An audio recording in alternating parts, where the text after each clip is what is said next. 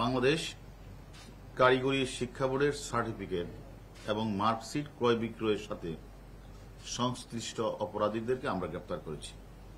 আপনারা জানেন যে আমরা রমজান মাসে আমাদের ঢাকা মহানগর লালবাগ বিভাগের সংঘবদ্ধ অপরাধ ও গাড়ি প্রতিরোধ টিমের নেতৃত্বে একাধিক টিম ডিসির নেতৃত্বে তারা কারিগরি শিক্ষা বোর্ডের সার্টিফিকেট, মার্কশিট, রেজিস্ট্রেশন কার্ড, প্রবেশপত্র তৈরি জড়িত থাকার অভিযোগে আমরা গোপন সংবাদের ভিত্তিতে কিন্তু আপনারা জানেন যে মধ্যপীরের বাগ থেকে আমরা দুজন ব্যক্তিকে গ্রেপ্তার করি। সে হল কারিগরি শিক্ষা বোর্ডের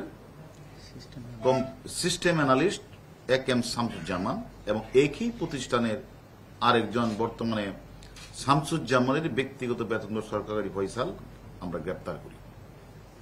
তাই গ্রেপ্তার করার পরে তাদের দেওয়া তথ্য মতে আমরা তারা যেখান থেকে এই সার্টিফিকেট, মার্কশিট, রেজিস্ট্রেশন কার্ড, প্রবেশপত্র এবং শত শত মার্কশিট তৈরির সরঞ্জামাদি এবং কারিগরি শিক্ষা বোর্ড থেকে যে হাজার হাজার অরিজিনাল সার্টিফিকেট যে নিয়ে এসেছে সেগুলি আমরা বায়োডাটা, আমরা দলিল এগুলি উদ্ধার করি তাদের দেওয়া তথ্য মতে, এবং সেই ওইগুলি উদ্ধার করার পরই একটু মামলা রুজু হয়। এটা আপনারা জানেন, আমরা বলেছিলাম। মামলার প্রেক্ষিতে আমরা তদন্ত শুরু করি। তদন্ত শুরু করার পরে এই আসামিদের জিজ্ঞাসাবাদ করার ফলে এক পর্যায়ে সে বললেন যে এটার সাথে তাদের কাছ থেকে এই সার্টিফিকেটগুলি বেশিরভাগ ক্রয় বিক্রয় করে কুষ্টিয়া জেলার সদর থানার গড়াই সার্ভে ইনস্টিটিউটের পরিচালক সানজিদা আক্তার কলি, আমরা কলিকে গ্রেপ্তার করি। কলি তারপরে শামসুজ্জামান, ফয়সাল তারা আদালতে 164 করেছেন যে তারা এই ঘটনার সাথে জড়িত, তারা সার্টিফিকেটগুলি বানায় এবং বিক্রি করে। আমরা তাদের দেওয়া তথ্য মতে আমরা ডিভাইস পরীক্ষা নিরীক্ষা পর্যন্ত ঘটনার সাথে জড়িত আরেকজন, তার নাম হল গোলাম মুস্তফা ওরে মুস্তাফিজুর রহমান, তাকে আমরা Hilful Fuzul technical BM college কামরাঙ্গীয় ঢাকা থেকে তাকে আমরা গ্রেপ্তার করি। এইভাবে আমরা তাদের দেওয়া তথ্য মতে মাকসুদুর রহমান মামুনকে গ্রেপ্তার করি। সর্বশেষ আপনারা জানেন গতকাল সকালে কারিগরি শিক্ষা বোর্ডের চেয়ারম্যান সাহেবের স্ত্রী মোসাম্মদ সেহেলা পারভিনকেও আমরা উত্তরা 18 নম্বর সেক্টর থেকে গ্রেপ্তার করি।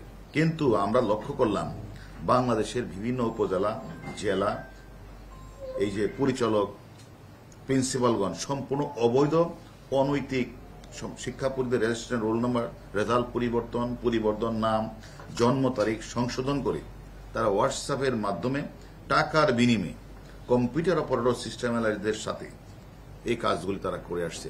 এবং আমরা এই প্রতিষ্ঠানের দুর্নীতিপরায়ণ 25-30 জনকে শনাক্ত করা হয়েছে, যাদেরকে আমরা তাদের নাম নাম্বার আমরা পেয়েছি, আমরা তাদেরও গ্রেপ্তার করব। এরকম 25 জনের নাম আমরা পেয়েছি যে সবকিছুই সে ম্যানেজ করতে পারে। শুধু বাদ সাচ্ছে হল ডিবির জালি লাস্টে তাকে আসতে হয়েছে এবং সে স্বীকার করেছে। এবং আমরা মনে করি আমরা যে কয়জনকে গ্রেপ্তার করেছি 3 জন 164 করেছে। চেয়ারম্যানের বউকে আমরা জিজ্ঞাসাবাদ করেছি, সেও বলেছে তার সাথে ওই যে সিস্টেম অ্যানালিস্টের যোগাযোগ ছিল এবং লেনদেন ছিল এবং সেটা স্বীকার করেছে। যদিও মাঝে মাঝে বলে কিছু ধার নিয়েছি, তাহলে বাংলাদেশে আর কারো কাছে ধার নিলেন না, আপনি ধার নিলেন সিস্টেম অ্যানালিস্টের কাছ থেকে। যাই হোক, সেটা আমাদের তদন্তে তার নামও এসেছে। পাশাপাশি বাংলাদেশের আরো 30-35 জন কর্মকর্তা রয়েছে যারা সরাসরি এইগুলি ক্রয় এবং বিক্রয়ের সাথে জড়িত, তাদের নাম নাম্বার আমি পেয়েছি, তাদের শীঘ্রই আমরা গ্রেপ্তার করেছি। আমরা বলেছিলাম এর সাথে যত বড় লাখ বলই থাকবে ছাড় দেওয়া হবে না। আমরা এই যে কয়জনকে আমরা প্রিন্সিপাল, পরিচালক, চেয়ারম্যান এদের আমরা গ্রেপ্তার করেছি, আরো 30-35 জনের নাম আমাদের কাছে এসেছে, তাদেরও আমরা শীঘ্রই গ্রেপ্তার করব। পাশাপাশি আমি মনে করি আপনারা যে প্রশ্নটা করেছেন, আমরা চেয়ারম্যানকেও আমরা প্রয়োজন বোধে যদি আমরা তথ্যপত্র তার সাথে সংশ্লিষ্ট তাকে আমরা জিজ্ঞাসাবাদ করব।